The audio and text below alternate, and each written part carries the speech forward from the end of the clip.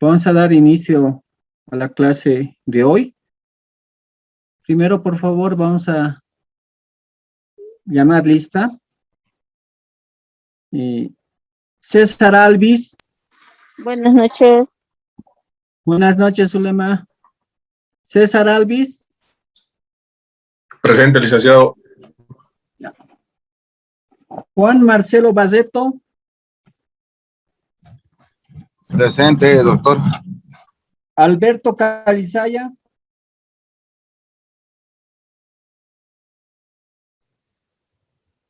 Alberto Calizaya. Presente, doctor. Zulema Choque. Presente, doctor. Ya. Para hacerlo más rápido, voy a llamar a los que no he visto conectados a plataforma. Patricia Flores. Patricia Flores. Mildred Maldonado. Lourdes Mollo. Presente, doctor. Eduardo Noé. Eduardo Noé. Vilma Ramírez. Vilma Ramírez. Carmini Azaña. Presente, doctor. Mariel Vilca. Presente. Ya. A los que no he llamado y he visto que estaban conectados en plataforma, entonces tienen la asistencia del día de hoy. Ya no sé, solamente me falta Patricia Flores, Mildred Maldonado, Eduardo Noé y Vilma Ramírez. Presente, doctor. Zulema también está aquí por si Eduardo. Ya, Eduardo presente. Zulema sí Sí. ya está con... ya, Eduardo ya. Entonces me falta de los que asistieron el día lunes, Vilma Ramírez solamente. Porque las otras compañeras, Patricia Flores y Mildred Maldonado, no vinieron, no se conectaron a la plataforma. No sé si seguirán en el diplomado o les pidieron permiso. No sé quién, no recuerdo quién preguntó el día lunes, vamos a responder, indicando de que si habían recibido una factura con fecha posterior a la fecha límite de emisión, si esta era válida para el crédito fiscal del comprador. ¿No? Entonces, es así que, revisada la normativa, en este caso la resolución normativa de directorio número 10-0021-16 de 1 de julio del 2016, que nos habla del sistema de facturación virtual, en su artículo 54 se refiere a la apropiación del crédito fiscal. Y en el parágrafo séptimo, lo tienen ustedes, si lo están visualizando, por favor me confirman, en el parágrafo séptimo, señala, las facturas o notas fiscales emitidas fuera de la fecha de límite de emisión serán válidas para el crédito fiscal, sin perjuicio de que la administración tributaria imponga la sanción correspondiente al emisor. O sea, es válida si les han emitido una factura fuera de la fecha límite de emisión. Al que se va a sancionar por incumplimiento de deberes formales es al emisor. Con eso creo que está respondida la pregunta que hicieron el día lunes. También había señalado de que si tienen alguna otra consulta de lo que hemos avanzado el día lunes, la podemos hacer a primera hora de la clase de hoy. En consecuencia, tienen la palabra, señores diplomantes.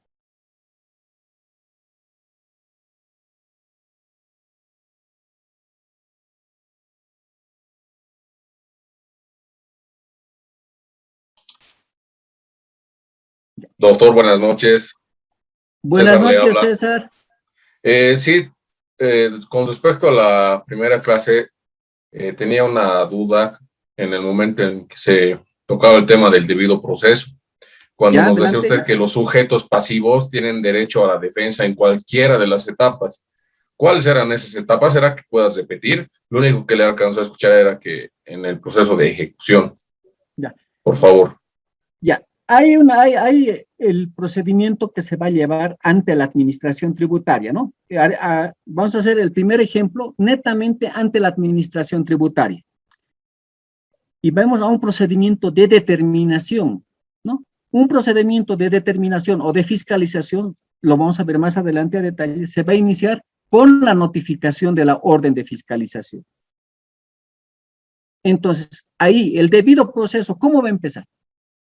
De que se le haga conocer al sujeto pasivo de que está iniciándose un proceso de fiscalización.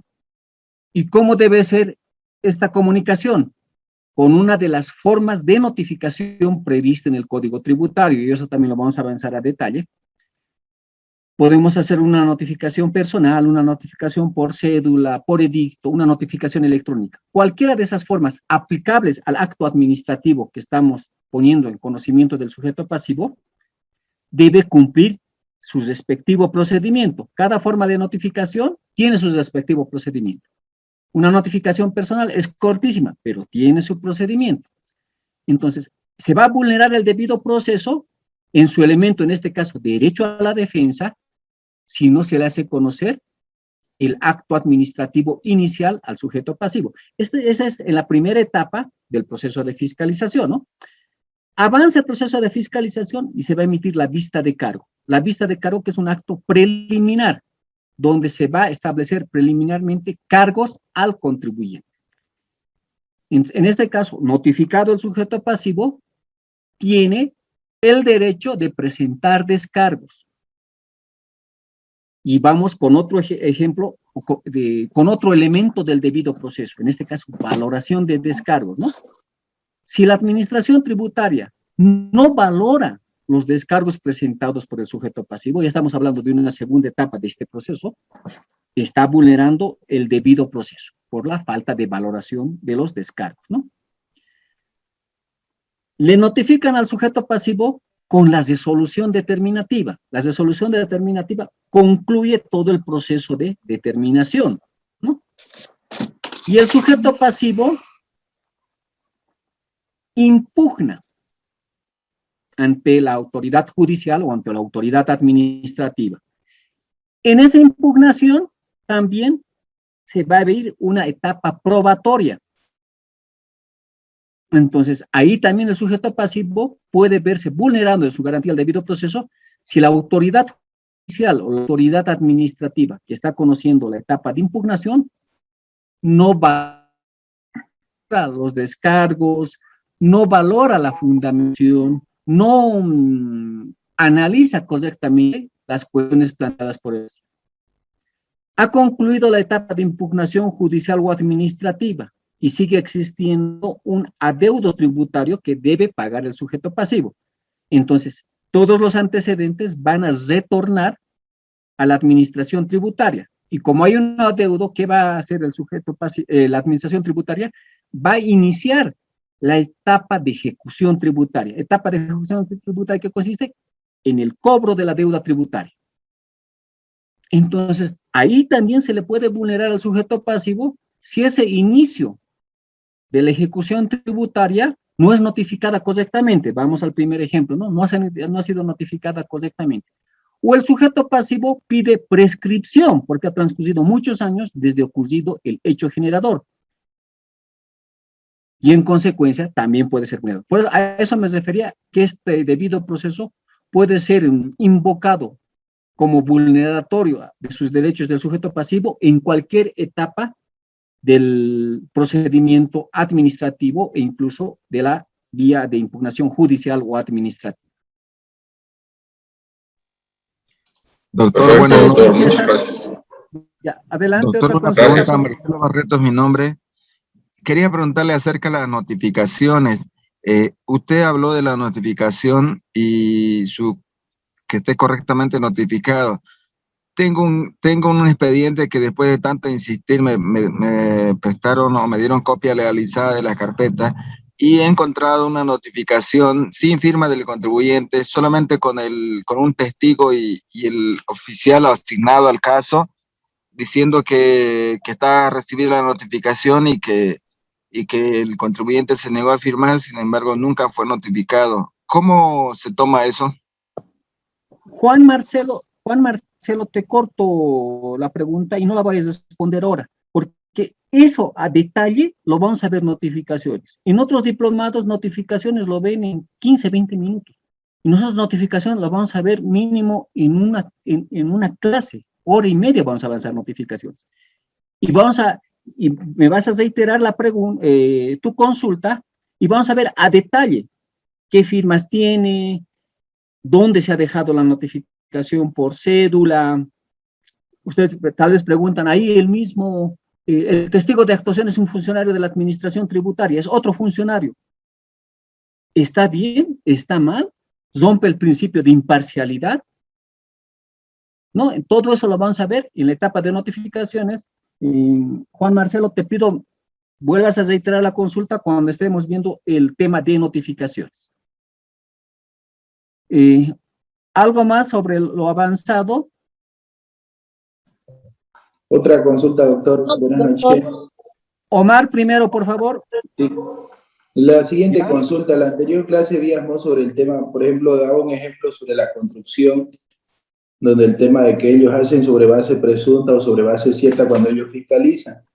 En mi caso, por ejemplo, que yo estoy en una agencia despachante de aduana, se lo digo en un segundo el dato, en la agencia despachante lo que se hace es que se hace una proforma a un cliente X, que si yo, hablemos de un monto de 10.000 bolivianos, ellos agarran y hacen el depósito de los 10.000 bolivianos, 6.000, uno cancela la administración tributaria cuando ya la DUI fue validada, otro porcentaje cancela de lo que es almacenaje, hablemos de 2.000 bolivianos, y lo que realmente uno factura como agencia son 1.500 bolivianos, y ya devuelve el saldo. En ese caso, ¿cómo toma la administración tributaria que uno reciba una X cantidad de dinero, pero haya solo un monto mínimo que es de facturación?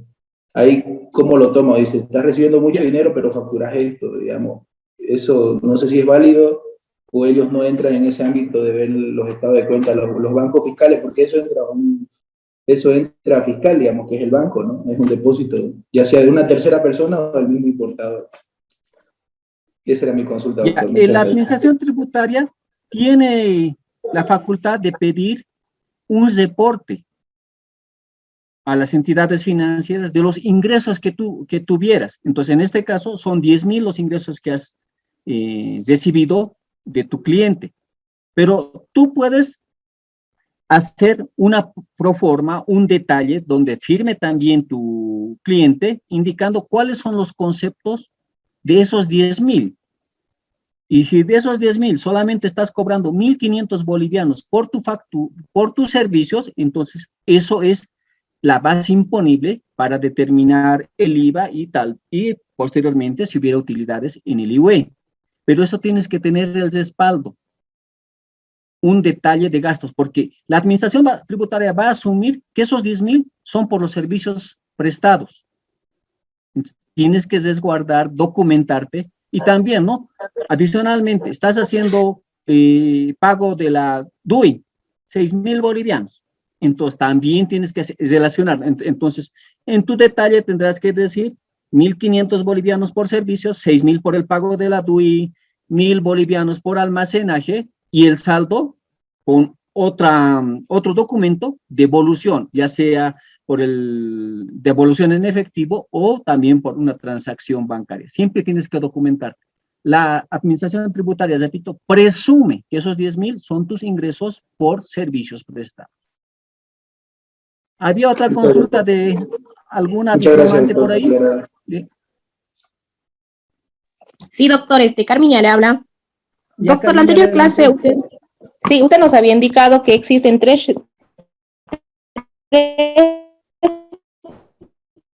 requisitos para la validez del crédito fiscal. Requisitos de los formalismos de la... Exactamente. Bueno, lo que había entendido era que la transacción efectivamente se haya realizado era uno, la otra era la existencia de la factura original, pero la tercera, doctor, ¿me podría indicar cuál es la tercera? Que la transacción esté vinculada a la actividad del sujeto pasivo, ¿no? Así es rápido un ejemplo, ¿no? Yo soy profesional independiente, ¿no? Compro una computadora, una laptop, está relacionada a la actividad que realizo. Pero si compro una caminadora eléctrica, ¿estará relacionada a mi actividad? No, eso es para un gimnasio, digamos, o para un servicio de salud, de fisioterapia. Entonces, tiene que estar relacionado. Ahora, bien que tocan el tema. El 2016, y no tengo en este momento el dato exacto, pero me comprometo para el día viernes, la Administración Tributaria ha emitido una resolución normativa de directorio de gastos vinculados a la actividad del transporte internacional. No sé si estaban enterados, ¿no? Eso ha sido después de que el transporte internacional ha hecho paros, bloqueos a nivel nacional y ha obtenido eso, ¿no? Y en esa resolución normativa de directorio, les doy un ejemplo, por ejemplo, dice Internet. Sí, por favor, amor. Que la actividad de transporte puede descargarse el servicio pagado por Internet. Entonces, también tenemos que relacionar esa resolución normativa de directorio a otras actividades realizadas por los sujetos pasivos. Yo, profesional independiente, ¿necesitaré Internet? Sí, la tecnología ha avanzado. Entonces, si bien los profesionales, digamos, de abogados, auditores, economistas, administradores de empresas, no tienen su propia resolución normativa de directorio, que diga, estos gastos están vinculados, gastos que inicialmente les van a depurar, pero haciendo un cotejo de qué gastos se ha aceptado para la actividad del transporte internacional, ustedes como sujetos pasivos también pueden invocar esa resolución normativa de directorio para que ciertos gastos también sean aceptados para la apropiación del crédito fiscal, ¿no? Gastos de transporte. Ustedes profesionales están yendo a Sucre a cerrar un contrato con una gran empresa. Entonces, inclusive puede estar como gasto deducible el transporte que están utilizando, vía aérea. Entonces, tenemos que relacionar. Y ustedes me dirán, ¿pero cómo puedo invocar eso? El mismo Código Tributario, en el artículo 8, habla de la analogía. Entonces, si ustedes no tienen una resolución normativa de directorio propia para su actividad, tenemos que jalar resoluciones normativas que están regulando otras actividades cuyos gastos son similares a los de su actividad. Eso también tenemos que hacer. No puede ser un solo sector beneficiado, y en el ejemplo que damos, ¿no? Ustedes también necesitan Internet y tienen todo el derecho de acreditar el pago del servicio de Internet como crédito fiscal. No sé si hay otra consulta más. Ya. Les reiteraba el día lunes, ya se ha pasado las preguntas del foro. Estoy haciendo énfasis en esas y si ustedes quieren más detalle, ya tienen las preguntas del foro, hacer consultas o las puntualizaciones respectivas.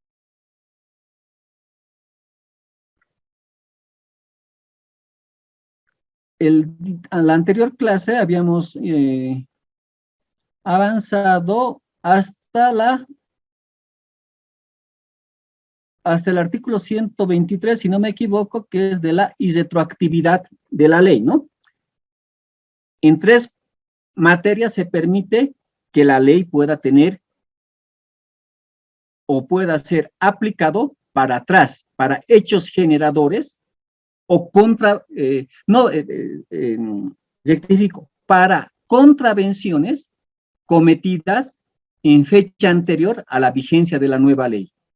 No se aplica para deuda tributaria, solo para materia sancionadora.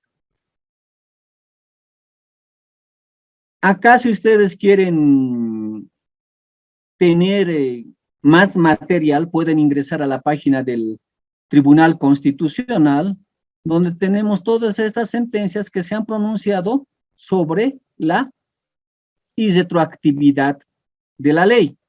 La sentencia base para limitar la retroactividad de la ley en temas que no le pueden favorecer al sujeto pasivo, es la sentencia 770 del 2012. Y si ustedes la leen esa sentencia, dirán, pero licenciado, es en materia penal.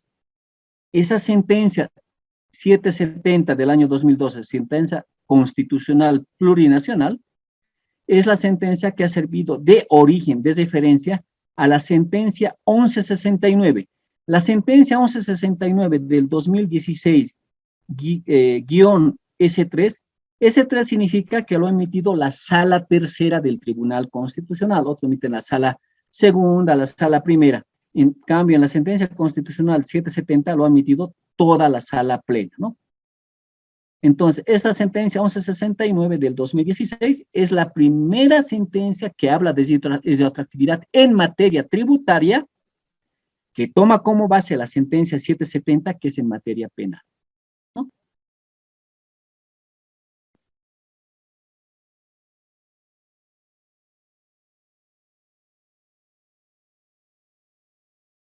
El artículo 302 de la Constitución, y esto de pasada lo vamos a ver, nos habla de las competencias exclusivas de los gobiernos municipales autónomos y también hay la parte de los gobiernos departamentales para la creación y administración de impuestos de carácter municipal, creación y administración de tasas y patentes, ¿no? A partir de la Constitución Política del 2009, ya tienen esa facultad legislativa, los gobiernos departamentales y los gobiernos municipales, de la creación y administración de sus impuestos, ¿no? Impuestos que previamente ya estaban creados en la ley 843. Otro artículo que tenemos que ver es el artículo 323, que en su parágrafo tercero, este artículo 23 habla de la política fiscal, pero lo que nos interesa es el parágrafo tercero, que con letras de tamaño más grande están en la parte inferior. Dice, la Asamblea Legislativa Plurinacional, mediante ley, clasificará y definirá los impuestos que pertenecen al dominio tributario nacional, departamental y municipal, ¿no? Si bien antes de la Constitución Política del Estado, la ley 843, de forma general, ya señalaba cuáles eran los impuestos de carácter nacional y cuáles los impuestos de carácter municipal, antes de la Constitución del 2009, pero es esta Constitución del 2009 que expresamente ordena a la Asamblea Legislativa Plurinacional que emita una ley de clasificación y definición de impuestos, que es la ley 154.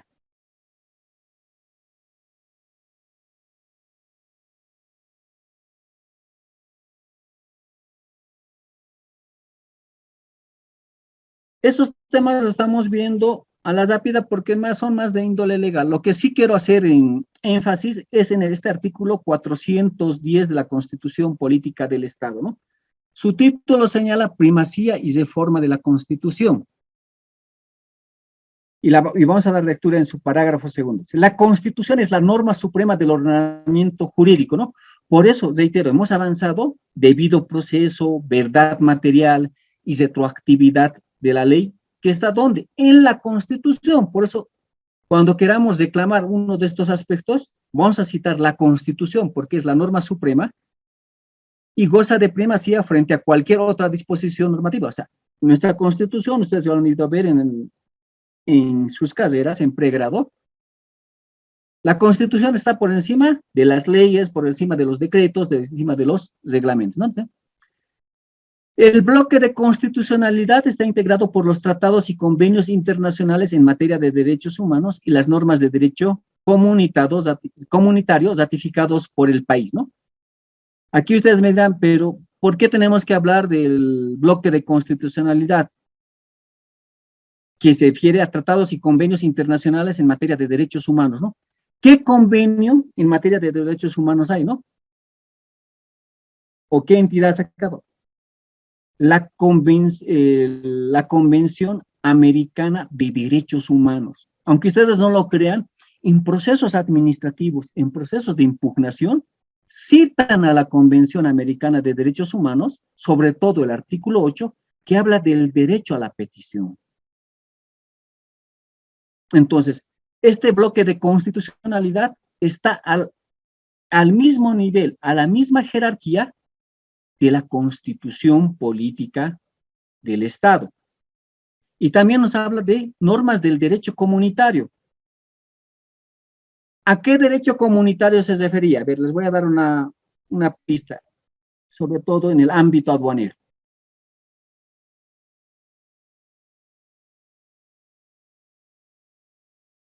Y a la CAN, al Mercosur puede ser. Correcto, no, sobre todo, Omar, a la Comunidad Andina de Naciones, ¿no? Somos parte de la Comunidad Andina de Naciones. Esta Comunidad Andina de Naciones saca acuerdos, saca decisiones. La última, la decisión 1846, si no me equivoco, ¿no? Sobre la valoración aduanera. Entonces, si nosotros tenemos en la ley de aduanas, referente a la valoración de aduana, por encima están las decisiones de la CAN. Entonces, ya estamos viendo qué otras normas están al mismo nivel de la Constitución Política del Estado, ¿no? Si en la ley 843 no hay exención a las importaciones, un ejemplo, ¿no? Pero por una decisión de la CAN dice que va a haber exención, se va a aplicar con preferencia ese bloque de constitucionalidad. ¿Qué también nos dice el artículo 410 en la segunda parte de este parágrafo segundo? La aplicación de las normas jurídicas. ¿Cómo vamos a aplicar las normas jurídicas? Se regirá por la siguiente jerarquía. Nos está hablando de una jerarquía normativa. Y dice, primero que está, la Constitución Política del Estado. Siempre va a estar por encima. Como segunda norma jerárquica, los tratados internacionales. Como tercera norma jerárquica, las leyes nacionales, los estatutos autonómicos, las cartas orgánicas y el resto de la legislación departamental, municipal, ¿no? Y aquí quiero hacer énfasis. Las leyes nacionales están en la misma categoría normativa que las leyes municipales y que las leyes departamentales. No se puede señalar que una ley nacional tenga mayor jerarquía que una ley municipal o que una ley departamental. Todas están en el mismo nivel jerárquico, en el nivel jerárquico 3. Entonces, ahí está una respuesta a una pregunta del foro, ¿no? ¿Por qué tienen el mismo nivel jerárquico? La Constitución Política del Estado lo señala. Algunas veces estamos acostumbrados a tener una legislación centralista, ¿no? Y decimos, pero la ley 843 es de preferente aplicación a la ley municipal de creación de impuestos. No. Tenemos que ir viendo otras leyes que nos van a delimitar cuál va a ser el marco referencial para la creación de impuestos. Solamente cuando vayamos a ver esta misma similar jerarquía normativa en el Código Tributario, ahí vamos a ver que hay una pequeña diferencia, que el Código Tributario, específicamente estamos hablando de materia tributaria, nuestro Código Tributario está por encima de las otras leyes nacionales, de las otras leyes municipales, de las otras leyes departamentales. ¿Por qué? Porque el Código Tributario es la ley marco en materia tributaria. Entonces, otra ley nacional, una ley municipal, una ley departamental, tiene que respetando el marco tributario establecido en el Código Tributario. En el cuarto nivel jerárquico, señalado en el artículo 410 de la Constitución, tenemos los decretos, reglamentos y demás resoluciones emanadas de los órganos ejecutivos correspondientes, ¿no? Hasta ahí llega la jerarquía normativa prevista en la Constitución. En cambio, cuando veamos la jerarquía normativa en el Código Tributario, vamos a ver que hay un desglose más a detalle. Con eso hemos concluido la parte de los principios y garantías constitucionales, ¿no? Ahora nos corresponde a empezar a tocar más a detalle lo que es el Código Tributario Boliviano. El Código Tributario Boliviano, que es la ley número 2492, y las fechas que tenemos ahí en la diapositiva no es por llenar con datos que no nos van a servir, nos van a servir. Promulgado el 2 de agosto del 2003. ¿Qué entienden por promulgado? Es más de derecho, pero tal vez tengan una idea y quiero que la expongan. Promulgado. Doctor, ¿es como decir que ha sido elaborado en esa fecha? No, pero bien por tu participación, Miriam. Doctor, ¿sería como legalizado un proyecto de ley? Alberto. No, no está legalizado, pero eso quiero que participen y estoy anotando Doctor, la participación. ¿La sería aprobación? la publicación oficial que se dio en esa fecha.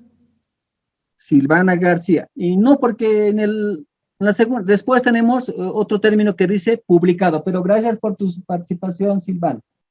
¿Alguien allá hablaba de algo de aprobado? Sí, la Es una aprobación. aprobación de ley. ¿Quién es su nombre? No lo visualizo en pantalla, por favor. Molio Choque Lourdes Victoria. Ya. Vamos por ese camino, ¿no? ¿Quién Doctor, ¿puedo aprueba el participar? Cirali, por favor, adelante. Yo lo que entiendo es que cuando el Estado da a conocer una ley, entonces él determina que se tiene que respetar y cumplir lo que está indicando esta ley. Eso Ya, es promulgar. Lo que Cirali dice es, no podemos... ¿su nombre? Licenciado, Mi nombre es Carminia, doctor. Carminia Raña. Carmina, por favor, me van a enseñar. Ya, el siguiente. Doctor, sería... Querubín, es como Querubín le habla, doctor. Podría ser una publicación oficial de una ley, ¿no? De una autoridad, en este caso del gobierno, pues, ¿no?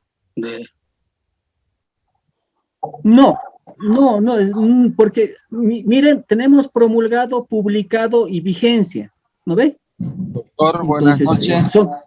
Buenas noches, ¿quién participa? Marcelo Barreto, promulgado sería como entra en vigencia. No, porque vigencia tenemos también más abajo. ¿Alguien más, por favor? Doctor, ¿Que ha sido aprobada una ley? Sofía. Doctor, que se dio a conocer la publicación de la ley que fue realizada. es la comunicación. ¿Quién participó? Silvia Lema. Silvia Lema. Silvia. Ya. ¿Quién más, por favor? Es la comunicación de que existe una ley para que se cumpla. Ahora sí, Delia, gracias. ¿Alguien más? Vamos a aclarar, porque es bueno conocer estos términos, precisamente Doctor, para la aplicación de... ¿Quién? ¿Eduardo Noé? Sí, es publicar, promulgar, publicar algo. Ya. Casi la mayoría ha participado y eso es muy satisfactorio. ¿Alguien más? Doctor, yo considero que debe de ser cuando una alta autoridad demuestra una ley por primera vez, digamos, ya antes de un proyecto de ley, ya lo demuestra públicamente mediante una autoridad superior. No va por ahí, pero gracias, Alberto.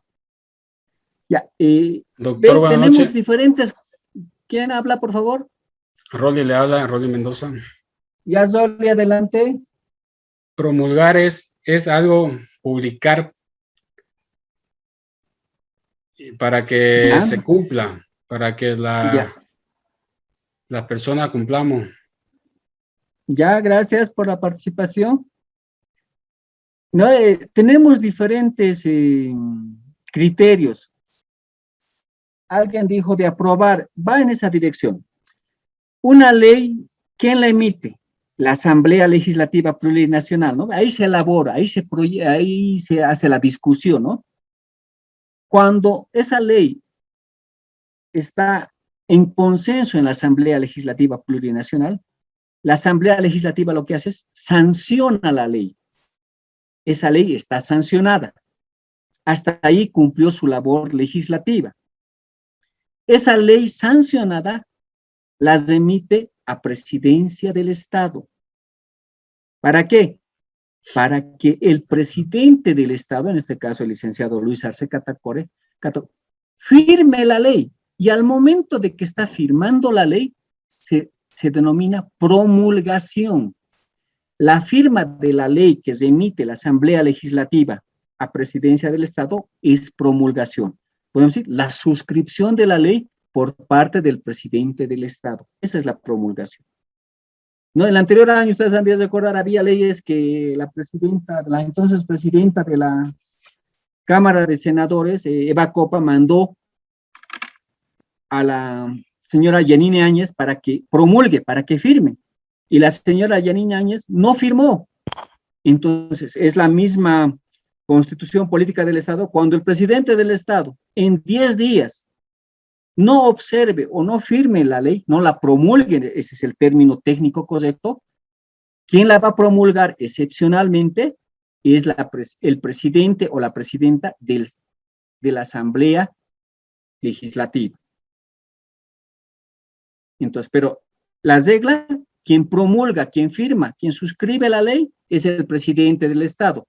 Excepcionalmente, la promulgación la puede hacer el presidente o la presidenta de la Asamblea Legislativa. Esa es la promulgación, la suscripción de la ley que ha sido aprobada, sancionada por la Asamblea Legislativa.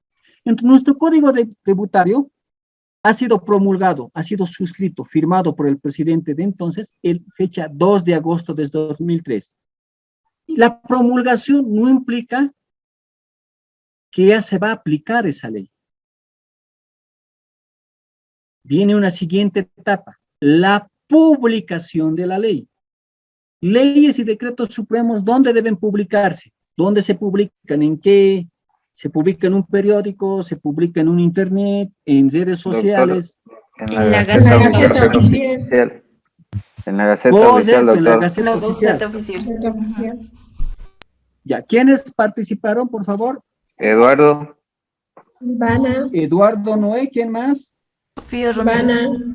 Mollo Choque Lourdes Victoria. Ya. Sofía Ramírez. Sofía Ramírez, ¿quién más? Silvana García. Silvana García, ya. Entonces, se hace la publicación en la Gaceta. Y a partir de la publicación, ya vamos a la tercera etapa, puede entrar en vigencia la ley. O sea, la publicación y la vigencia generalmente no obligatoriamente van a tener la misma fecha, ambas, la publicación y la vigencia. Pero vean, aquí en el detalle, nuestro código ha sido promulgado, firmado por el presidente el 2 de agosto. Ha sido publicado en la Gaceta el 4 de agosto. Y está vigente desde el 2 de noviembre del 2003. O sea, tenemos 3 fechas. En otras leyes generalmente hay promulgación y publicación. Publicación que va a coincidir con la fecha de vigencia, que lo vamos a ver más adelante cuál es esa diferencia. Porque nuestro código tributario tiene estas 3 etapas. Promulgación, publicación y vigencia. Doctor. Pero también, sí, adelante. disculpar. Cuando en el momento de la dicen archívese y publíquese en vigencia de tal fecha, ahí anota, pero una pauta desde qué fecha más o menos va a ingresar tanto la ley o las normas. Sí, en la misma norma que está promulgando el presidente, en la misma norma va a señalar la vigencia va a ser a partir de su publicación. Entonces se publica 2, 3, 4 días posteriores, a partir de esa fecha va a tener vigencia. pero es la misma norma que va a decir si va a entrar en vigencia a la publicación o se va a diferir, se va a postergar su vigencia a una fecha más adelante. ¿Alguien más quería participar por ahí? Sí, doctor, quería preguntarle, ¿dónde entraría aquí la ratificación? ¿O es un sinónimo de estos tres que nos estaba explicando? Ya. La ratificación se refiere a los tratados internacionales, convenios que suscribe el Estado. ¿Quién representa al Estado ante organismos internacionales, ante otros países, no? Es la Cancillería, ¿no? Entonces, la Cancillería va a firmar un acuerdo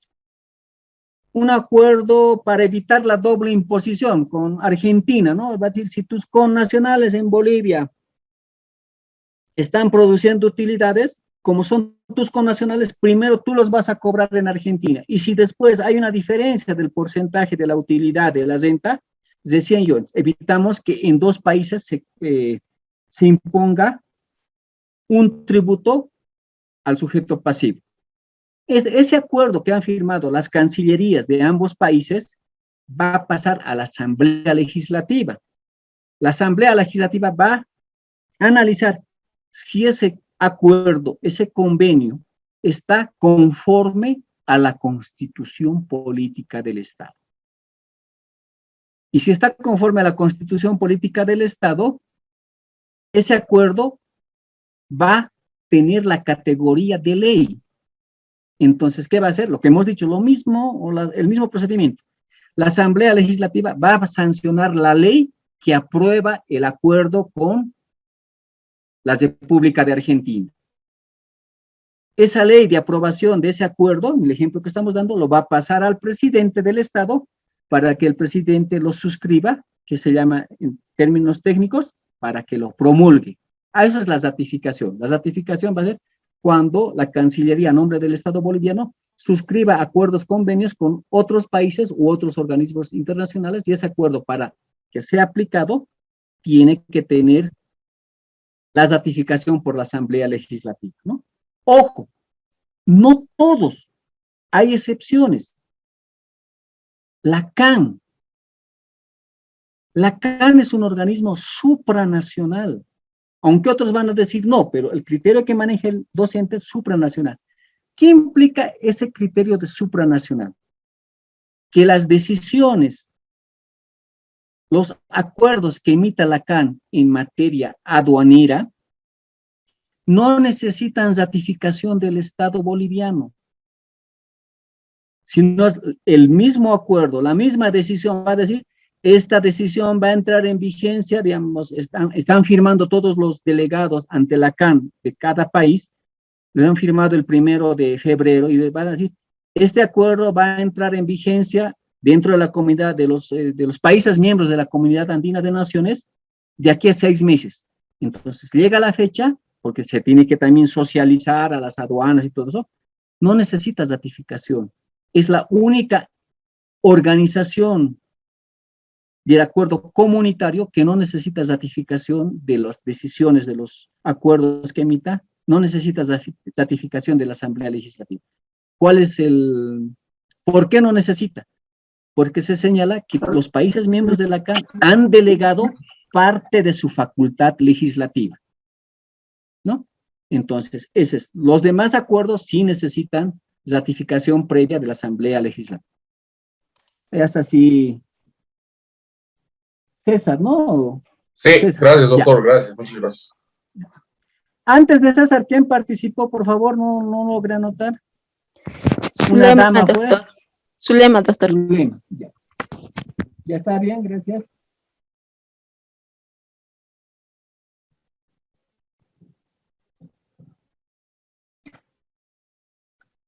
Entramos al ámbito de aplicación. El código, ¿cuál va a ser su ámbito de aplicación? Dice, los principios, instituciones, todo esto tiene el código. Tiene principios, tiene instituciones, tiene procedimientos, tiene normas fundamentales, ¿no? No tenemos como en otras materias, ¿no? Por ejemplo, en materia penal tenemos un código penal y tenemos un código procesal penal, ¿no? En materia civil tenemos un código civil y tenemos un código procesal civil, ¿no? En materia tributaria, en nuestro código tributario está la parte de instituciones, procedimientos y normas.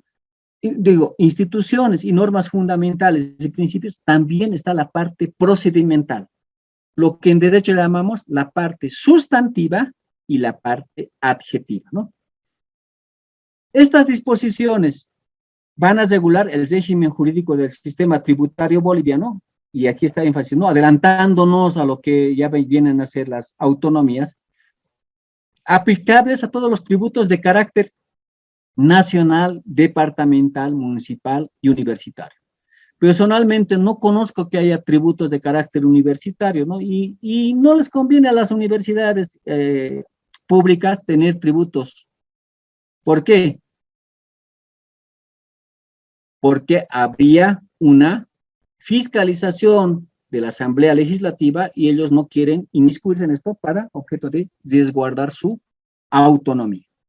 Entonces, estos principios, normas, instituciones, procedimientos van a aplicarse a todos los tributos de carácter nacional, departamental, municipal. Por eso decía, el Código Tributario es la norma marco para el SIN, para la aduana, para los gobiernos departamentales, para los gobiernos municipales. Cuando saquen sus leyes, tienen que hacerlo en el marco del Código Tributario. El ámbito espacial. Las normas tributarias tienen aplicación en el ámbito territorial sometido a la facultad normativa del órgano competente para dictarlas, salvo que se establezcan límites territoriales más restrictos, ¿no? Si se ha emitido una ley de carácter nacional, el ámbito territorial va a ser todo el territorio del país. Si se emite una ley municipal, el ámbito territorial de aplicación de esa ley municipal va a ser la jurisdicción, el territorio de ese gobierno municipal. El gobierno municipal de Santa Cruz de la Sierra emite una ley municipal, no puede aplicarse esa ley municipal al gobierno municipal de Cotoca, de Guarnes, de Montero, mucho menos a los otros gobiernos de capitales, ¿no? De La Paz, Cochabamba, Oruro, Potosí. Esas leyes se van a aplicar en el ámbito espacial de la jurisdicción de cada administración tributaria. Vigencia de la norma, ya. Vamos a ahondar lo que habíamos visto en la diapositiva del Código Tributario. ¿No? ¿Qué dice? Nos vamos acá. Ahí que veíamos promulgación, publicación y vigencia. Entonces, vamos a ver esta parte que es la vigencia de la norma, ¿no? Las normas tributarias regirán a partir de su publicación oficial, ¿no? Si hablamos de las categorías normativas de leyes y decretos supremos que tienen carácter nacional, la publicación oficial, como decía su compañera, la tiene que realizar oficial de Bolivia. Y dice, regirán a partir de su publicación siempre que hubiera publicación previa. Entonces, la vigencia es a partir de la publicación. Esa es la regla. Siempre me van a escuchar hablar en algunos temas que se esté exponiendo de regla y excepción. La regla es, decían sus compañeros, a partir de, se publica la norma y ya está vigente la norma. ¿Qué pasa para normas jerárquicas de nivel inferior a leyes y decretos supremos, ¿no? ¿Qué tenemos en normas inferiores? Resoluciones ministeriales, y en el ámbito tributario tenemos las resoluciones que emitan las administraciones tributarias, ¿no? En materia de aduana, emiten las resoluciones de directorio, firmado por todos los miembros del directorio. Las resoluciones de presidencia, firmadas por la presidenta de la aduana, en este caso la licenciada Karina Cesudo.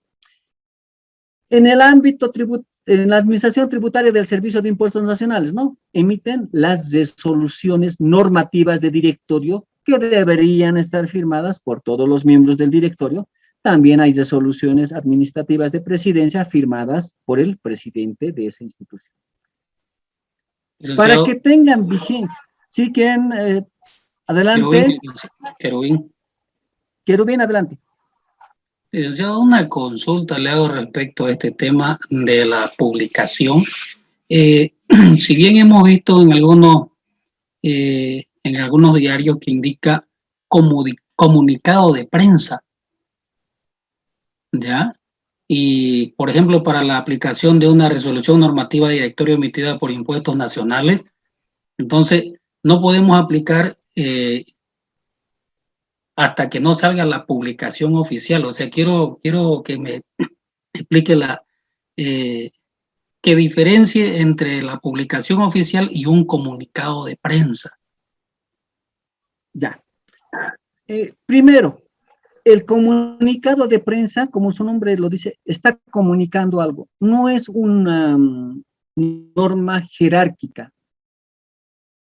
No dispone, no reglamenta, no establece procedimientos, no establece exenciones. Simplemente comunica, ¿no? Podemos comunicar, ¿no?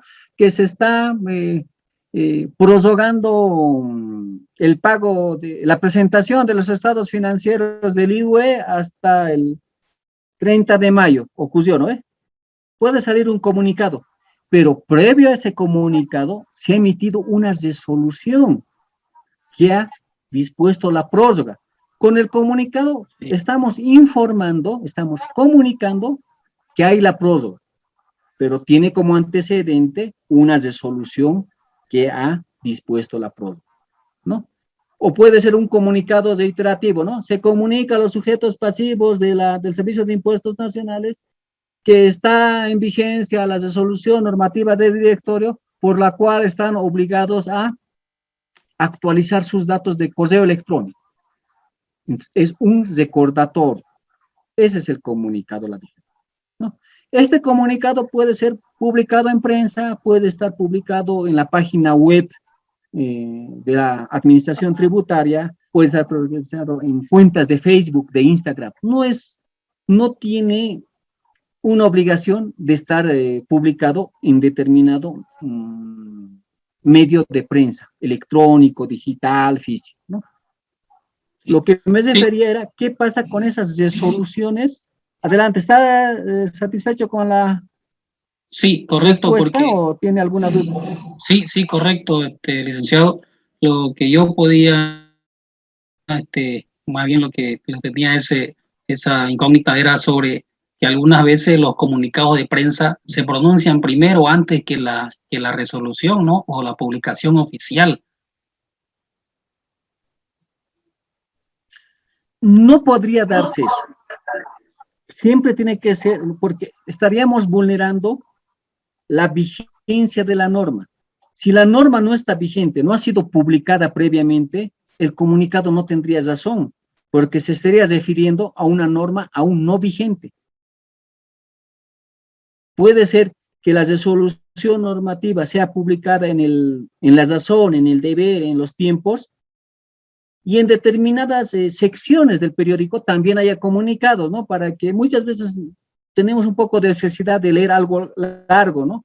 El comunicado va a resumir, se ha publicado la resolución normativa del nuevo sistema de facturación, se recomienda a los contribuyentes tener presente las disposiciones señaladas en esa normativa.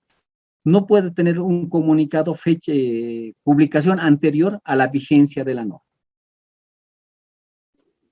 Gracias, ¿qué va a pasar con esa normativa, ¿no? Resoluciones de directorio de la aduana, resoluciones de presidencia de aduana y del SIN, resoluciones normativas de directorio del SIN. Para que tenga vigencia, esa categoría normativa de esas resoluciones emitidas por las administraciones tributarias, dice el artículo 2 del Decreto Supremo 27310, que es el reglamento al Código Tributario Boliviano, dice, en tanto la administración tributaria, ¿no? ¿Qué quiere decir? En tanto el SIN, en tanto la aduana, en tanto el gobierno municipal, en tanto el gobierno departamental, no cuente con órgano de difusión propia, ¿no? Y tenemos que enlazar este artículo 2 con el artículo 3 anterior, que es del Código Tributario, ¿no? y voy a hacer una interpretación, ¿no? En tanto el SIN, en tanto la aduana, no cuente con su propia gaceta oficial, porque las leyes se publican en la gaceta oficial, ¿no? No cuenten con su propia gaceta oficial. ¿Qué deben hacer para que esa normativa que emiten tenga vigencia? Tendrán que publicarla en al menos un medio de prensa de circulación nacional. Y eso es lo que decía su compañero, ¿no? Él ve las publicaciones, en este caso él se refería al comunicado, en los diarios. Generalmente, ¿dónde publica el SIN y la aduana? En La Razón, Los Tiempos y El Deber, que son diarios que se asume son más difundidos, que son adquiridos en mayor cantidad por los usuarios, por la ciudadanía. Y generalmente, ¿cuándo publican? Domingos, ¿no? Porque se ha visto que domingo es donde más cantidad de suscriptores tienen. Pero aquí viene el pequeño gran detalle, ¿no? El sistema de facturación virtual del 2016 es ampuloso. ¿Qué hizo el SIN? Lo publicó en un diario de circulación nacional. Y algunas veces, inclusive, no sé si ustedes han tenido la oportunidad en años anteriores, los publicaba en separatas, ¿no? Usted compraba El Deber y le decía el canilta, señor, tiene también la separata de la resolución de impuestos. Ya está publicando, ya está cumpliendo esta previsión normativa, publicación en un medio de prensa de circulación nacional. Paralelamente, el SIN también lo sube digitalmente en su página web, ¿no? Página web de impuestos.gov.bo, ustedes van, ven a la parte de normativa, también ahí lo sube esa resolución normativa de directorio publicada en un medio de prensa de circulación nacional, lo sube en formato digital. Eso es algo adicional. La obligación es publicar en un medio de prensa de circulación porque el SIN, la aduana, no tiene un órgano de difusión propio, no tiene un periódico quincenal, ¿no? Que sea oneroso o gratuito, no tiene. Entonces tiene que publicarlo adjunto a un medio de prensa. ¿Qué pasa con la aduana? Ahí creo que hay algunos compañeros que están imbuidos en materia aduanera, y eso es excelente. En materia aduanera, las resoluciones de directorio que saca la aduana tienen 2, 3, máximo unos 4 artículos. ¿Qué dicen esos artículos? Dice, primero, ¿no? Se aprueba el procedimiento de importación, digamos, estamos refiriendo a un procedimiento de importación, ¿no? Se deja sin efecto el anterior procedimiento de importación, porque como a tantos años que esta entidad recaudadora en materia aduanera tiene vida, desde un principio ya ha debido existir 2, 3, 4 procedimientos anteriores. Entonces, se pone en vigencia un nuevo procedimiento y se deja sin efecto el anterior procedimiento. ¿Han visto que se publica el procedimiento in extenso de importación, de exportación, procedimiento para la llegada para la salida e ingreso de divisas? No, simplemente es la resolución que aprueba el procedimiento. Se estará cumpliendo con esa disposición de que se debe publicar la normativa, en este caso el procedimiento que va a aplicar esa administración tributaria. El SIN lo hace, así sea ampuloso. La aduana no lo hace. La aduana solo publica la resolución que aprueba el procedimiento. Desde mi punto de vista, y les voy a dar las respuestas más anteriores. Les pregunto a ustedes, ese procedimiento que en la resolución del directorio dice, ¿no? Se aprueba el procedimiento de importación que en anexo, así dice el texto, ¿no? Forma parte de la presente resolución. En anexo, dice. Ese anexo que no ha sido publicado tendrá fuerza para aplicarse. ¿Estará vigente ese anexo, que es el procedimiento en sí?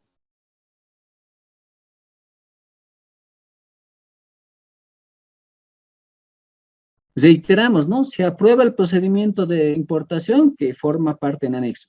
Se deja sin efecto el anterior procedimiento. Si ese anexo no ha sido publicado y el anterior ha sido dejado sin efecto, se entendería que no hay procedimiento vigente para la aplicación en materia aduanera. Algunos compañeros colegas de materia aduanera me decían, sí, pero la aduana lo pone en su página web, lo circulariza. Sí, pero eso es algo adicional a la publicación que debes realizarlo en forma obligatoria. Es lo mismo que el SIN, ¿no? El SIN también lo publica en su página web. La publicación en una página web, la circularización, porque la aduana circulariza todas las normas. No solo circulariza las normas que emite, circulariza las leyes que han sido publicadas en la Gaceta, circulariza las resoluciones ministeriales, la resolución del Ministerio de Economía y Finanzas Públicas relacionadas al ámbito tributario aduanero, que las ha publicado ese ministerio en un medio de prensa de circulación nacional. Entonces, que dijera, solo circulariza sus propias resoluciones, tal vez podríamos entender que esa circularización de su normativa reemplaza a la publicación que debió hacerlo en un medio de prensa de circulación nacional. Si en algún momento ustedes tuvieran alguna aplicación de ese procedimiento que les sea desfavorable, podrían decir que la aduana nacional demuestre que ese procedimiento, que ese anexo ha sido publicado en un medio de prensa de circulación nacional para que el mismo tenga vigente y pueda ser aplicado al presente caso. Y veremos qué dice la aduana, ¿no? Dirá, lo he circularizado. O tendrá tal vez alguna normativa que no la ha puesto a conocimiento del público, de la ciudadanía, en la que dice, no, la circularización reemplazará a la publicación exigida en el artículo 2 del Decreto Supremo 27.3. Y acá vamos a ver en ejemplo lo que les estaba diciendo. Aquí tenemos la resolución de directorio, la 0108-2018. Esta es la resolución que publica la aduana. Esta resolución tiene 3 artículos, como pueden ver en la pantalla, y lo vamos a agrandar. Dice, ¿no? Primero, apruebe el reglamento de notificaciones, que en anexo forma parte indivisible de la presente resolución. El anexo nunca se publica. Segundo, se deja sin efecto la resolución de directorio anterior que aprobaba el manual de notificaciones. O sea, como hay uno nuevo, el anterior se deja sin efecto y dice la presente resolución entrará en vigencia, lo que una de sus compañeros decía, ¿no? En la misma normativa ya se señala. La presente resolución del directorio entrará en vigencia a partir de su publicación. Doctor. ¿Sí? Sí, lo siguiente, eso que habla del tema, por ejemplo, de la publicación, es delicado porque recién nos ha pasado un caso, por ejemplo, en el 10 de diciembre del 2020, la aduana publicó el desistimiento de 2 decretos que fueron publicados por la pandemia, donde se eximía, donde se difería el tributo de unos filtros. Y cuando se hizo el día 9 o 10, la validación y todo en el SIDUNEA, aparecían con 0 de gas los filtros. Y ellos el día 11 hicieron que ya no era válido dejaron sin efecto. Sí, dejaba sin efecto. Y parece que ni el mismo sistema SIDUNEA estaba en coordinación con ellos. Entonces la cosa que nos llegó una notificación donde nos dice que no, que deberíamos cancelar 5, pero en ese tiempo el decreto decía 0. Y ya después le hicieron la actualización y todo eso y se tuvo que cancelar igual. O sea, por más que era parte de ello, igual se tuvo que hacer una agregación a la póliza. Y sabiendo que ni el mismo SIDUNEA estaba en coordinación con la misma RD que ellos mismos habían publicado. No habían hecho ni la actualización en el sistema. Por eso, ese es el desfase que existe, ¿no? Por ejemplo, acá dice, la presente resolución entrará en vigencia a partir de su publicación, ¿no?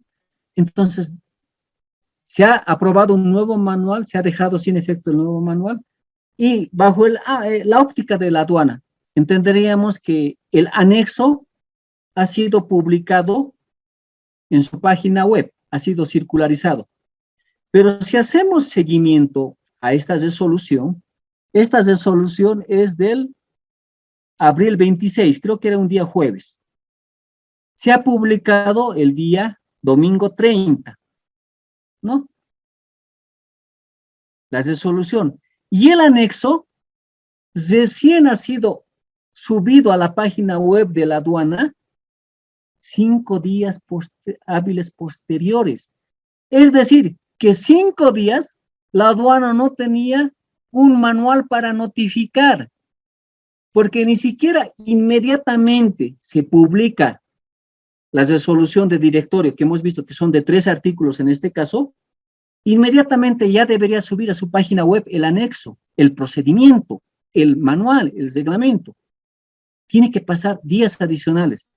Ahí está la incongruencia. La aduana no puede decir que yo suba a mi página web, reemplaza la publicación, porque ni siquiera lo hace el mismo día de la publicación en un medio de prensa de su resolución de directorio, que tiene 3 o 4 artículos, ¿no? Siempre he dicho a mis alumnos que trabajaban en la aduana que vean eso, pero hasta la fecha, años que voy repitiendo esto, siguen con el mismo procedimiento. Una consulta, doctor. Sí. Con respecto a esto, ¿no hay un organismo sancionador por incumplimiento a la norma? ¿Quién tendría que reclamar? El sujeto pasivo. Por eso les decía Mariel, ¿no? Decía que si a ti te están aplicando un procedimiento de importación que no has cumplido con una certificación sanitaria antes del despacho, digamos, de productos médicos, ¿no? Y ahí dice que te van a disponer el contrabando por no haber adjuntado la certificación correspondiente en virtud a ese procedimiento que nunca ha sido publicado. Tú podrías impugnar y decir, me están aplicando un procedimiento no vigente porque no ha sido publicado. O si no, decir, la aduana que demuestre que ese procedimiento en cumplimiento al artículo 2 del Decreto Supremo 27310 lo ha publicado en un medio de prensa de circulación nacional. Entonces puedes invocar a tu favor. Y te va a decir entonces, voy a aplicar entre el anterior procedimiento. Y tú vas a decir, pero usted en su misma resolución de directorio ha dejado sin efecto el anterior procedimiento. Es muy riesgoso la forma operativa de la vigencia que está aplicando en materia aduanera. Ahora, si te demuestra hipotéticamente que el mismo día que ha publicado la RD en el periódico, también lo ha subido en el sistema, tal vez podría subsanar, decir, el mismo día también el anexo, el procedimiento, el reglamento, se ha colgado en la página web y eso sustituye a la publicación, pero generalmente no lo hacen el mismo día. Y hablamos de la vigencia y retornamos a este punto, ¿no? Nuestro Código Tributario, promulgado el 2 de agosto del 2003, cuando lo ha suscrito el presidente del Estado, se ha publicado en la Gaceta Oficial el 4 de agosto y recién ha entrado en vigencia el 2 de noviembre del 2003. ¿Por qué? El Código Tributario, en su parte final, señalaba que el Código Tributario entrará en vigencia 90 días posteriores a su publicación. Entonces, si ustedes hacen un ejercicio aritmético, van a llegar a la conclusión que 90 días posteriores al 4 de agosto es el 2 de noviembre. Entonces, nuestro Código Tributario, la parte sustantiva y la parte procedimental, es vigente a partir del 2 de noviembre del 2003.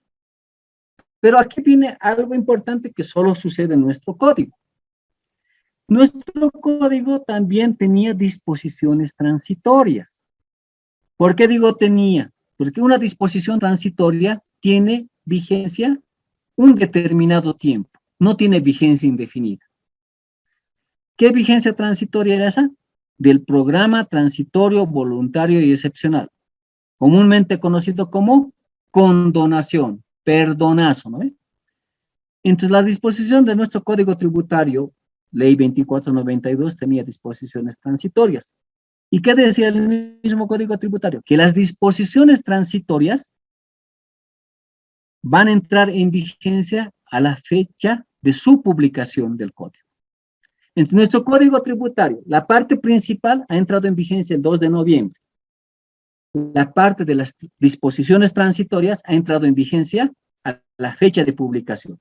Entonces, esos casos pueden darse, que cierta parte de la norma entre en vigencia a la publicación y otra parte de la norma sea diferida, sea postergada para más adelante. Pero ojo, tiene que estar señalado específicamente una fecha exacta o una fecha con la que podamos hacer el cálculo respectivo. En nuestro código decía 90 días posteriores. No recuerdo, hace unos años atrás el SIN publicó, creo que era el sistema de facturación, no sé, iba postergando cada vez la vigencia de la norma. Ya la publicó en un medio de prensa de circulación nacional. Pero decía, la vigencia va a ser, hipotéticamente, ¿no? La publicó el 1 de febrero, decía, la vigencia va a ser el 1 de abril, porque estaban adecuando su sistema informático, ¿no? Se estaba por cumplir el 1 de abril y su sistema informático no había sido completamente desarrollado. Decía, no, se difiere la vigencia de la norma con otra resolución hasta el 1 de noviembre.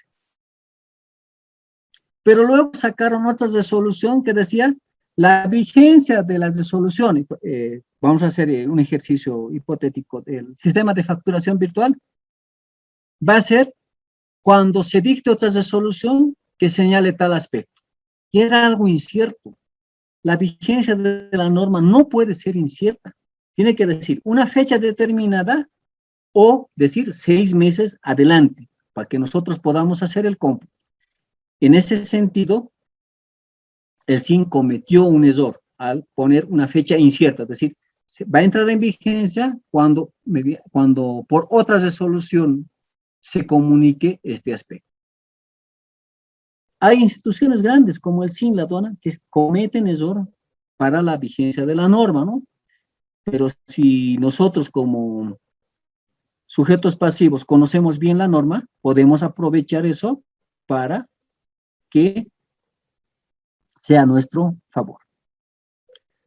Sobre la vigencia de la norma, ¿algún tema más? ¿Alguna pregunta? Vamos a entrar a plazos y términos.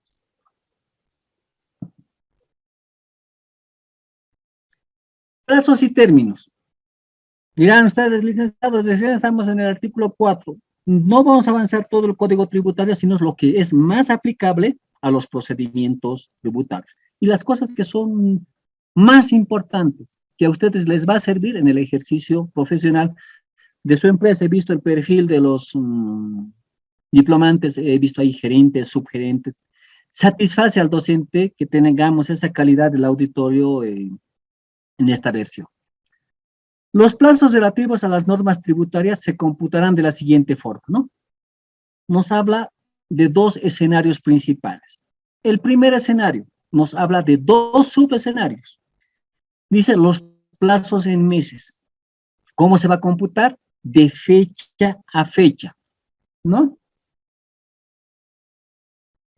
¿Qué implica esto de fecha a fecha? Si les doy el plazo de un mes, yo soy el SIN, ¿no? Les digo a ustedes que son la empresa Esperanza. Todos son miembros de esa Esperanza, ¿eh? Y quiero que me den las respuestas. Les estoy notificando el 5 de enero, otorgándoles el plazo de un mes, y dice ahí, se computarán de fecha a fecha. ¿Hasta cuánto es el plazo para que presenten ustedes la documentación, cumplan con el requerimiento? El plazo de un mes. El 5 de enero les estoy notificando. El cómputo de plazos es de fecha a fecha. Sería el 4 de febrero. Un mes. Omar dice 4 de febrero. Vuelvo a reiterar, el La disposición dice de fecha a fecha. ¿Será de fecha a fecha el cálculo que ha hecho Omar?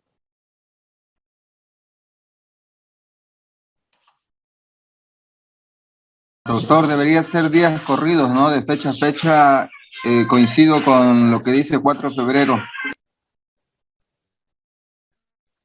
Están viendo el almanaque, no necesitan ver el almanaque, ya les doy una pauta. De fecha a fecha. El 5 de febrero. ¿Quién habló por ahí, por favor? Mollo Choque Lourdes. Mollo, ya Lourdes. Es el 5 de febrero, porque dice de fecha a fecha. Tal vez ustedes están viendo la parte inferior de la diapositiva, no quería que la vean, por eso la cambié, que nos habla de días hábiles y corridos, ¿no ve? No, por eso les he dicho, primer escenario, ¿no ve? Entonces, de fecha a fecha. Segunda, otra pregunta. Les estoy notificando el 31 de enero, no me dan calendario, no necesitan, dándoles el plazo de un mes para cumplir un requerimiento, para presentar documentación, para que puedan presentar descargos. ¿Hasta cuándo es su plazo? El 31 de enero les estoy notificando, otorgándoles el plazo de un mes. 28 de febrero. Mariel dice 28 de febrero. Si es año bisiesto. Al 2 de marzo. Zulema dice al 2 de marzo. ¿Por qué Zulema? A ver. Doctor Carminia, el 2 de marzo también. Sí, igual Ya, coincide, a ver. el 2 de marzo. Ya, Carminia, ¿quién más? Doctor, sería el 2 de marzo. 30 días. Eduardo dice 2 de marzo. Sí, sería 2 de marzo porque son 30 días. Sí, son 30 días, Silvana doctor. dice 2 de marzo. 31 días. También Silvana 2 de marzo para 30 días hábiles. ¿Quién habló, aparte de Silvana? Silvia Lema. 2 de marzo. Ya, Sofía Lema, ya. 2 de marzo, doctor. Ya.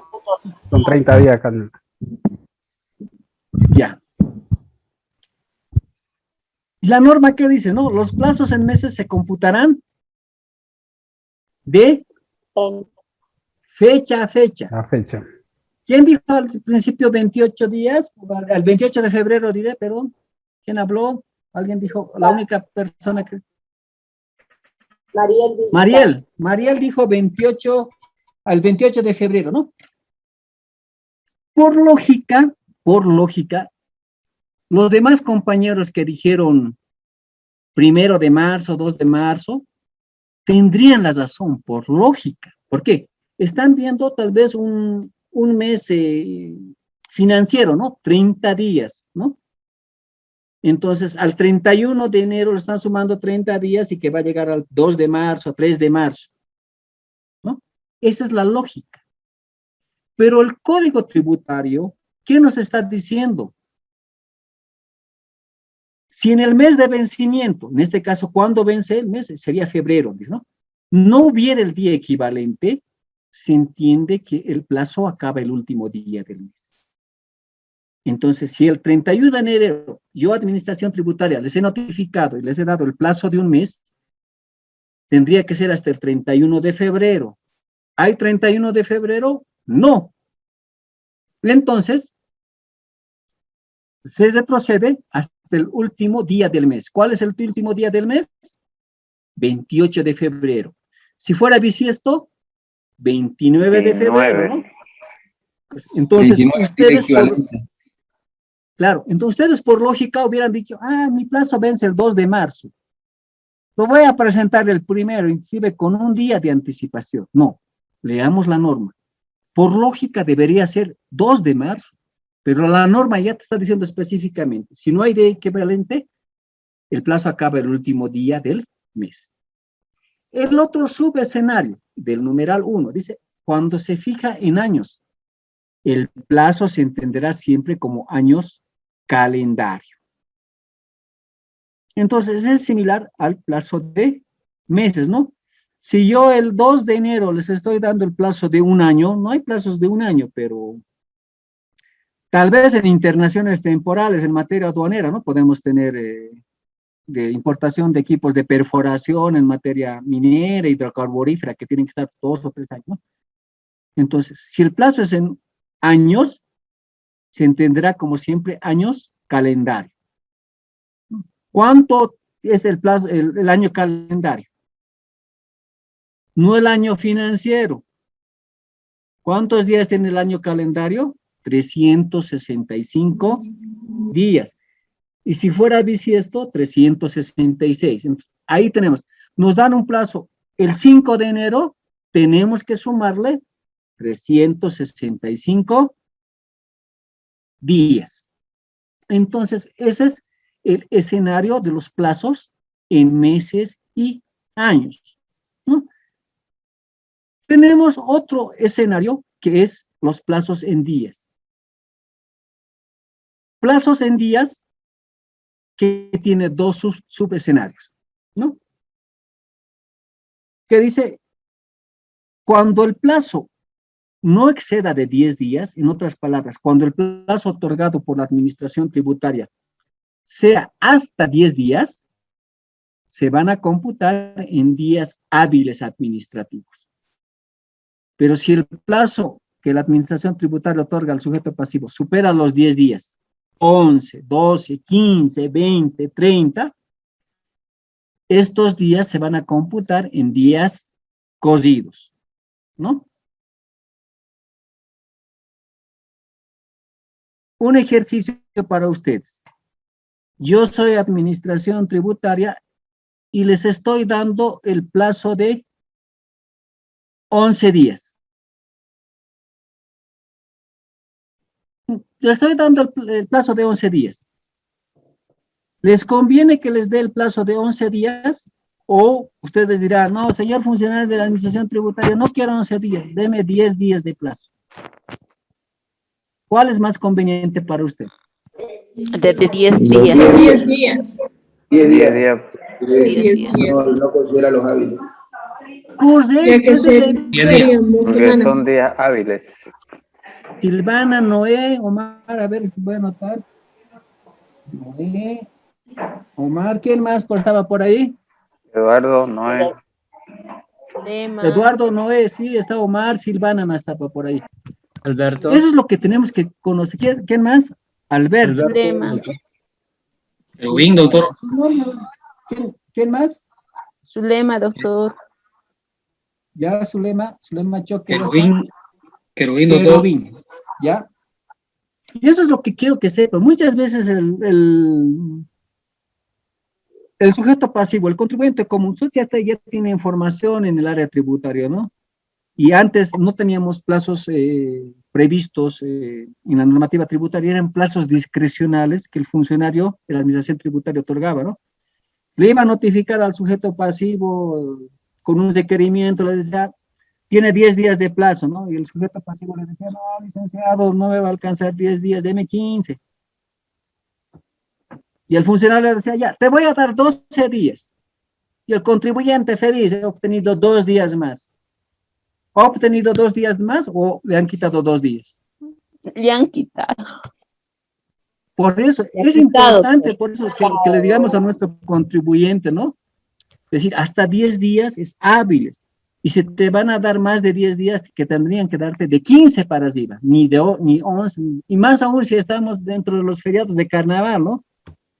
Que 10 días van a representar 16 días calendario. Entonces, es importante saber cómo es el cómputo de plazos. Ahora, cuando es más de 10 días, son corridos. Doctor, una consulta. En el caso de que solicitara, un ejemplo, ¿no? Solicitara un plazo de 15 días, no da lo mismo que fuera 10 días, porque 10 días son hábiles, 15 días serían corridos. Y al final son 14 días, 10 días. El plazo de 10 días representa 14 días calendario, ¿no? Y si te dan 15 días, te están dando un día más a los 10 días hábiles, ¿no? Entonces, pero si te dan 14 días, es lo mismo que te dieran 10 días, o sea, no te ves nada favorecido. Inclusive decía, ¿no? En feriados de carnaval, esos 10 días te representan 16 días calendario. Entonces ustedes tienen que saber manejar este cómputo así, de memoria. Eso es bien importante saber. Estaría dando Ahora, como un fin de semana más, nada más. Claro, porque en 10 días tienes 2 fines de semana, tienes 4 días inhábiles, ¿no? ¿Cómo vamos a computar estos días, no? Si te están dando el plazo de 5 días, siempre vamos a computar en días hábiles, ¿no? Porque no excede de 10 días. Si te dan el plazo de 10 días, de 5 días, perdón, de 5 días, te están notificando en viernes cuándo empieza a correr tu plazo. Tendría que ser el lunes, ¿no? Porque creo que El lunes, doctor. Primer día hábil. Correcto, el lunes, porque no computo no tomo en cuenta ni sábado ni domingo, ¿no? Y si te estoy, ¿cuándo vencería ese plazo de 5 días? ¿Cuándo vencería? El viernes de la segunda semana. El viernes siguiente, ¿no ve? Ya. Sí. Y si te estoy dando el plazo de 6 días, ¿cuándo vence ese plazo? 6 días. Lunes. Son 5. El lunes, doctor. El subsiguiente, ¿no ve? El lunes subsiguiente. Entonces, cuando el plazo no excede de 10 días, es hasta 10 días, ya tenemos clara la figura, ¿no? Se va a iniciar en día hábil y va a concluir en día hábil, ¿no? ¿Qué pasa si el plazo es mayor a 10 días? Es mayor a 10 días. Son días ¿Cuándo se va a corridos, iniciar? Sí, Y son el días calendario corridos. se computan, doctor. Pero ¿cuándo se va a iniciar el cómputo? Estoy notificando el día viernes dándote el plazo de 11 días, el día viernes. ¿Cuándo inicia el cómputo? Tendría que iniciar el día sábado. Sábado. Sábado. Debería iniciar el día sábado. Debería. Porque, ¿qué nos dice la primera parte de esta disposición normativa? Que el plazo se va a computar en días corridos, ¿no ve? Debería iniciarse en día sábado, ¿no? Y si ese plazo concluye un día sábado, ese es el último día del plazo, porque nos habla de días corridos cuando es el plazo de 11 o más días. Pero es el mismo código tributario que dice que independientemente del número de días de plazo que te otorguen, el inicio del cómputo de ese plazo sea hasta 10 días o mayor a 10 días, siempre se va a iniciar en día hábil. Si el día viernes te estoy notificando con un plazo de 15 días, el primer día del plazo se va a computar a partir del lunes. Eso dice la norma. Cuando ustedes han dicho sábado, por lógica, porque todo debería ser cocido. Pero aquí la norma te está dando un beneficio. Te dice, el cómputo siempre tiene que ser en día hábil. Y lo mismo, la conclusión. Te ha dado plazo de 15 días, que ha empezado, he notificado un viernes y el cómputo inicia el día lunes, ¿no? Hipotéticamente, esos 15 días, computados a partir del primer día hábil, que es el lunes, vence el día sábado. ¿Qué dice la norma? Igual el vencimiento tiene que recogerse a un día hábil. A un día, el primer día hábil. Entonces, el inicio del cómputo del plazo, no lo mezclemos, siempre en día hábil. Y la conclusión, siempre en día hábil. Si la conclusión, de acuerdo al cómputo, en día sábado, domingo, feriado, se recorre al día siguiente hábil. Pero no confundamos esta prórroga que estamos viendo en el numeral 2 de prórroga hasta el día siguiente hábil con los plazos en meses y años. No aplica los días hábiles para el cómputo de términos y plazos. ¿Sí? Adelantando la tarea para el fin de semana. ¿Ya?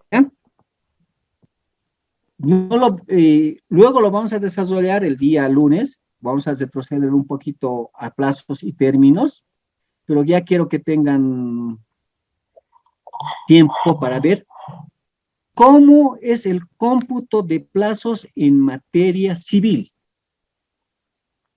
¿no? Hay cómputo de plazos en materia administrativa. Lo que estamos viendo nosotros es materia tributaria. Cómputo de plazos en materia civil. ¿Cómo es el cómputo de plazos? ¿Ya? Algo cortito. Ustedes no son abogados, pero lo que les estoy pidiendo es muy importante.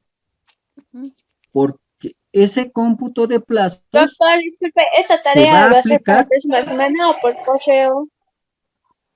Para el fin de semana. ¿No ve que tengo 4 foros por semana, ¿no? Ya les hemos dado las 4, digo, no 4 foros, 4 preguntas para el foro de esta semana. Ya tienen las 4 preguntas, ¿no? Tenemos una actividad para el fin de semana. Buenas noches. Creo que tiene 20 puntos, no recuerdo. 20 puntos. Sí.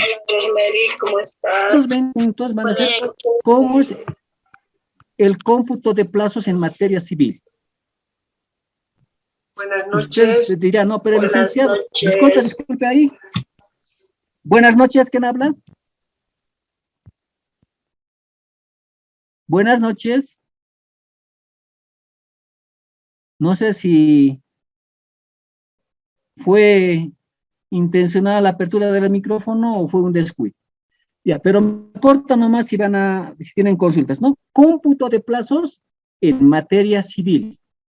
¿Ya? Esta actividad no va a pasar de una página.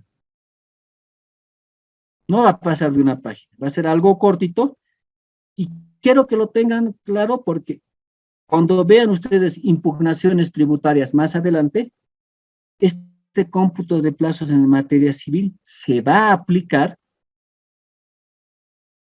a impugnaciones tributarias cuando hablamos de una impugnación en materia judicial. Por eso también quiero que sepan. Pero ustedes dirán, licenciado, yo soy contador, soy economista. Abogados desconocen de este tema. Ustedes pueden hacer una defensa de su cliente, una defensa integrada, ¿no? Contador, auditor, economista y un abogado. Ustedes le van a decir al abogado, decir, a ver, para este caso, impugnación en materia administrativa, vamos a aplicar el cómputo de plazos en materia civil. ¿Por qué? Les va a ser beneficioso, por eso quiero que sepan, ¿no? Ahora, los que quieran, digan, no, civil no es tanto de mi interés. Les doy 2 opciones. Cómputo de plazos en materia administrativa. Y cuando me refiero a materia administrativa, estoy hablando de la Ley de Procedimiento Administrativo, la Ley 2341. Y cuando hablamos de cómputo de plazos en materia civil, me van a buscar el Código Procesal Civil. Ustedes eligen, Código Procesal Civil o la Ley 2341, que es la Ley de Procedimiento Administrativo. Esa es la tarea para el fin de semana y mejor si ya lo tienen preparado para el lunes, para el domingo en la noche, para que sí el lunes lo desarrollemos y no quedemos en la duda cómo es el cómputo de plazos, porque es muy importante que sepamos este tema. No sé si tienen alguna consulta, ya nos hemos pasado del horario, y si no, el viernes retomamos al principio las consultas, esa es la hermenéutica de este módulo. Doctor, una consulta. ¿Tenemos que elegir cualquiera de los dos para presentar la tarea o tienen que ser los dos? Cualquiera de los dos, pero si alguien tiene más ese carácter investigativo y lo hace de los dos, excelente, porque van a aprender. Le estoy dando la tarea para que aprendan, no para rellenar la puntuación del módulo. Bueno. Doctor, No, esa tarea la vamos a presentar por en correo. Plataforma, ¿no ve? En plataforma y por correo. El viernes yo voy a coordinar esto con la licenciada Karen, para que esa es la actividad del fin de semana. Yo tengo, esta tarea va a estar colgada en plataforma, ¿no? Pero ya les estoy adelantando, ¿no? Ya para que vayan trabajando. Porque todo tiene que estar documentado en plataforma, ustedes lo presentan en plataforma con fecha límite de presentación, hora límite de presentación, pero ya vayan adelantando, no quiero darles la tarea el día viernes y después es hasta el día lunes, ¿no? Fin de semana también cada uno tiene sus actividades, entonces ya pueden ir trabajando jueves, viernes, tienen por ahí tal vez un colega abogado, preguntan la ley de procedimiento administrativo, el Código Procesal Civil, pueden entrar a internet, bajarse la ley archivo digital, ¿sí?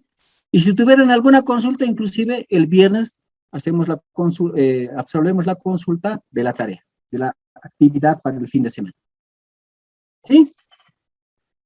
Bueno, señores diplomantes, concluimos la clase de hoy, estamos retornando el día viernes. Si hay consultas sobre estos temas que hemos avanzado o algunos ejemplos al principio de clase hasta que el resto de los compañeros se incluya a plataforma.